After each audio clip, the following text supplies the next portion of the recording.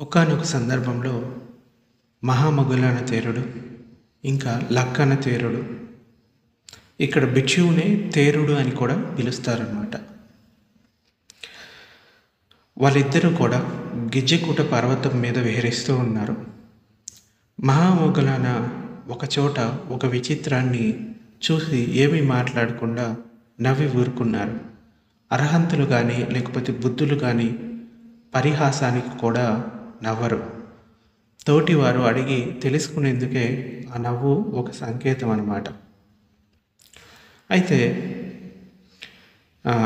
లక్కన తేరుడు కారణం అడగ్గా ఇప్పుడు సమయం కాదు, ఈ విషయం భగవానుడు తెలుపగలడు అని చెప్పాడు. జేతవన విహారానికి తిరిగి వచ్చిన తర్వాత ఈ విషయం భగవానుని దృష్టికి తీసుకువెళ్ళగా నా బోధి దృష్టికి కూడా ఈ విచిత్రమైన సర్పం గోచరమైంది. అగ్నిశిఖ దాని నోటి నుండి తోక నుండి నోటి వరకు కాలుస్తూ తిరుగుతూ ఉంది. దాని తల మానవ ఆకారంలోనూ మొండెం సర్ప ఆకారంలోనూ ఉంది అని చెప్పాడు. అంటే ఇందాక ఆ గిజ్జగుట్ట పర్వతం నుండి దిగుతూ ఉండగా మహామొగ్గలాన తేరుడు ఒక విచిత్రమైన సర్పాన్ని చూస్తాడు. తలేమో మానవ రూపంలో ఉంది, మిగిలిన శరీరం అంతా కూడా ఒక పాము రూపంలో చాలా దూరం ఉందన్నమాట, చాలా పెద్దదిగా. సో ఒక 2 కిలోమీటర్లు 3 కిలోమీటర్లు ఉండొచ్చు. ఇంకా దాని నోటి నుండి తోక నుండి నోటి వరకు కాలుస్తూ అగ్నిశిఖ కాలుస్తూ వస్తుందన్నమాట దాని శరీరాన్ని. ఈ విషయాన్ని వివరిస్తూ బుద్ధ భగవానుడు అతడు క్రితం జన్మలో చూపిన క్రోధ కర్మలకు ఫలితంగా ఈ ప్రేతభూతంగా జన్మ తీసుకొని అనుభవిస్తుంది అని చెప్పాడు. ఇలాంటి సంఘటనే పాలీ గ్రంథాల్లో మరొకటి చెప్పబడింది. అది కూడా మహామొగ్గలానకు గోచరమైంది. అంటే ఆయనకి కనబడుతుందన్నమాట. ఒక కంకాలం అస్థిపంజరం అనమాట ఆకాశ మార్గంలో వెళ్తూ ఉంది. దాన్ని కాకులు గ్రద్దలు పీక్కు తింటుండగా అది ఆర్తనాదం చేస్తూ ఉంది. ఈ విషయాన్ని లక్కన తేరునికి చెప్పగా ఆయన భగవానుని దృష్టికి తీసుకుని వెళ్ళాడు. భగవానుడు ఇలా చెప్పాడు, భిక్షువులారా, ఆ ప్రేతం పూర్వజన్మలో ఈ రాజగిరిలోనే ఒక గోహంతకుడు గోవులను హత్య చేసిన ఫలితంగా అలా చర్మం కప్పగా లేని, అంటే చర్మం లేకుండా ఆ శరీరం ఉంటుందన్నమాట. అప్పుడు ఏమవుతుంది, గద్దలు పక్షులు అన్నీ కూడా ఆ శరీరం వెంటపడి పీక్కొని తినడానికి ప్రయత్నిస్తూ ఉన్నాయి. దానికి కారణం ఏంటి, అతడు ఇంతకుముందు జన్మలో గోహంతకుడు. సో దాని ఫలితంగా ఈ చర్మం కప్పగా లేని ప్రేతంగా పుట్టాడు. దాన్ని కాకులు గ్రద్దలు పీక్కు తింటున్నాయి. ఈ దృశ్యాన్ని బుద్ధిమంతులు చూడగలరు, అంటే ఎవరికైతే సైకిక్ పవర్స్ ఉన్నాయో వాళ్ళు ఇటువంటి ప్రేతాలని చూడగలుగుతారు అని చెప్పాడు. కేవలం భగవానుడు ఇంకా అప్పుడు మహామొగ్గలాన తేరుడికి మాత్రమే వీళ్ళు కనబడతారు. అయితే భగవానుడు దీన్ని కొనసాగిస్తూ పాపకర్మ వెంటనే ఫలాన్ని ఇవ్వదు, కనపడకుండా చేసిన వాటిని వెంటాడుతూనే ఉంటుంది. భస్మం కింద ఉన్న నిప్పు కనిపించదు, కానీ కాలుస్తూనే కాల్చివేస్తుంది అని అన్నాడు. అంటే తోడు పెట్టిన వెంటనే పాలు తోడుకొనవు, పెరుగు అవ్వదు. పాపాలు కూడా చేసినంతనే పండిరావు, నివురుగప్పిన నిప్పుల నిలిచి ఆ పాపిని కాలుస్తూ ఉంటాయి. ఒకానొక రాత్రి భిక్షువులకి ధర్మదర్శనం అయిన తర్వాత భగవానుడు గంధ కుటీరంలో విశ్రమించడానికి వెళ్ళాడు. అప్పుడు సారిపుత్రుడు మహామొగ్గలానులు కూడా తమ కుటీరాలకు వెళ్ళి కొంతసేపటికి తర్వాత భిక్షు మండలి సమావేశానికి తిరిగి వచ్చారు.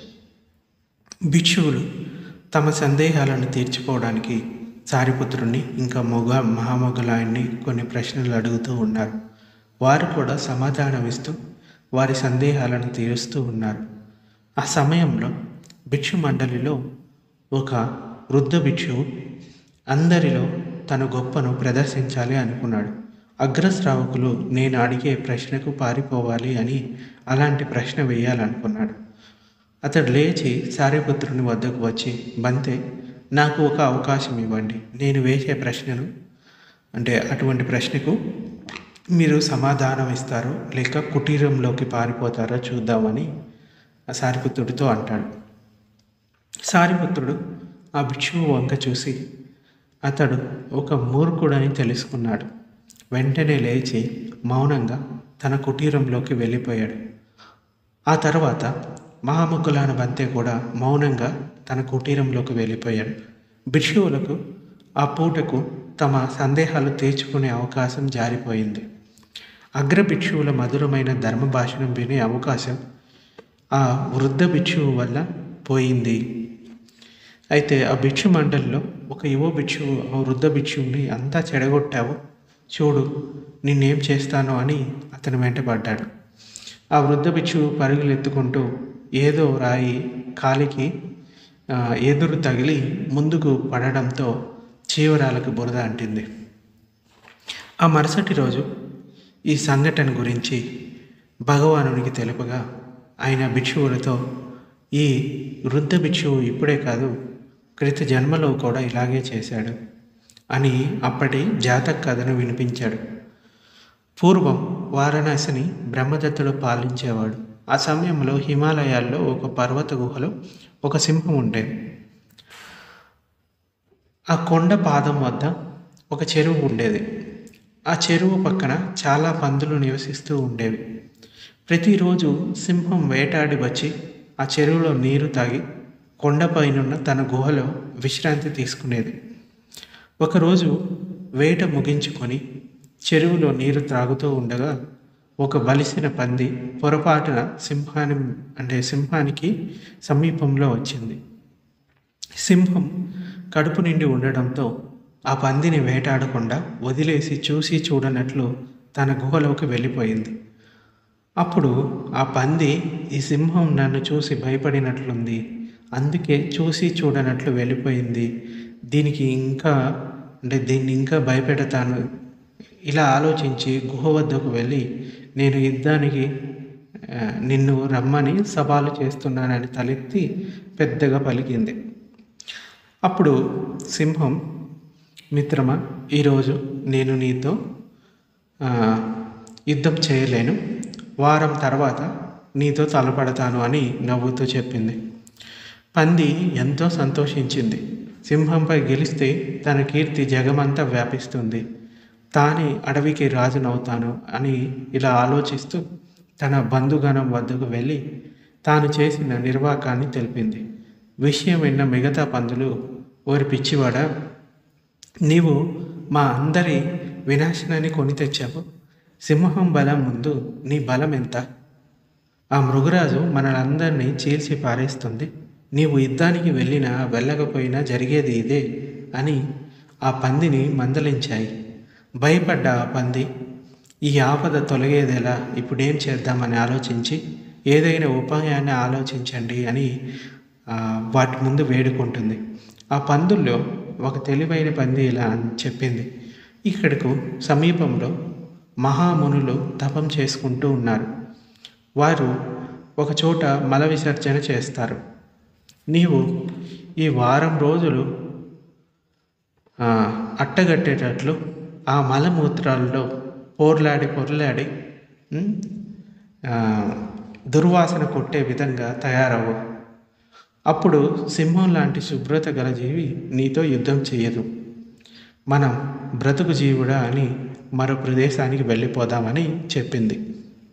సరే అని ఆ పంది వారం రోజుల పాటు ఆ మునుల మలంలో పొర్లాడి అపరిశుద్ధంగా తయారై యుద్ధానికి సిద్ధమైంది.